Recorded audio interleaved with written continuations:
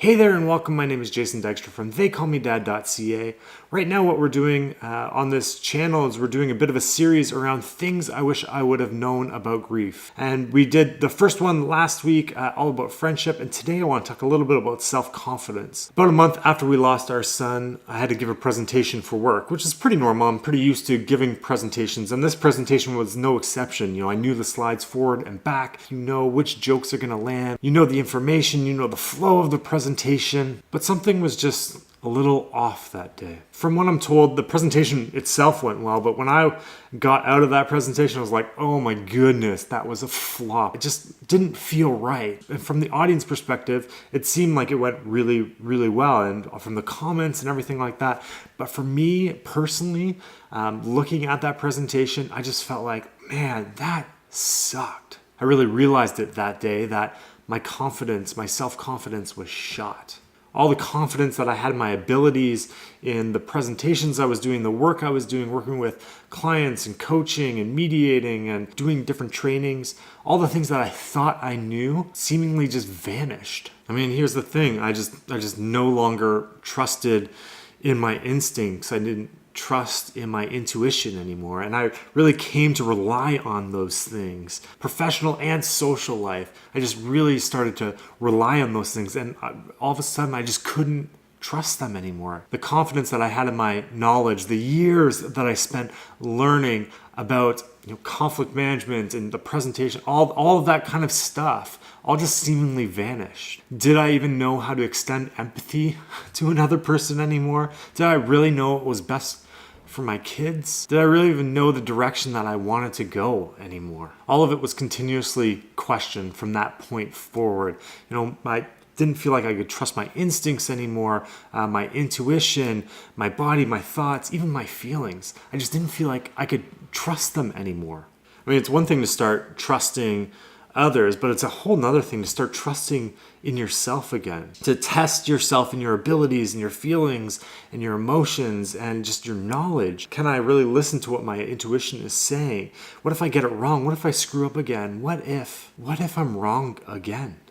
When we were expecting our son, Ezra, I was telling everyone, I was telling the gas station clerk, friends, family, everyone that would listen for a moment that we were going to be having our third child. And we had prepared, the children, we had prepared, the house to have, we'd put up the crib, we had got everything ready, and nothing inside of me said that there was anything wrong. We didn't know, we had no flipping clue.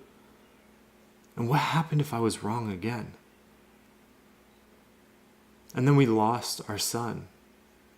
And all of those things that I thought that I knew, all of those things that intuition, that inner feeling, all of it just seemed to vanish. Like, can I actually trust that anymore? It all just seemed to up in the air and just gone, like just vanished. And I really started to think, what if that wasn't the only thing I was wrong about?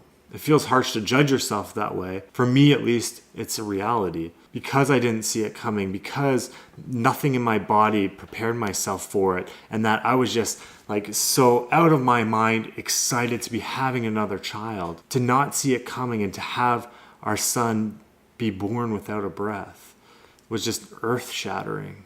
And it took all of my self-confidence away. All of the things that I thought I was right about, all of a sudden, all of it came into question.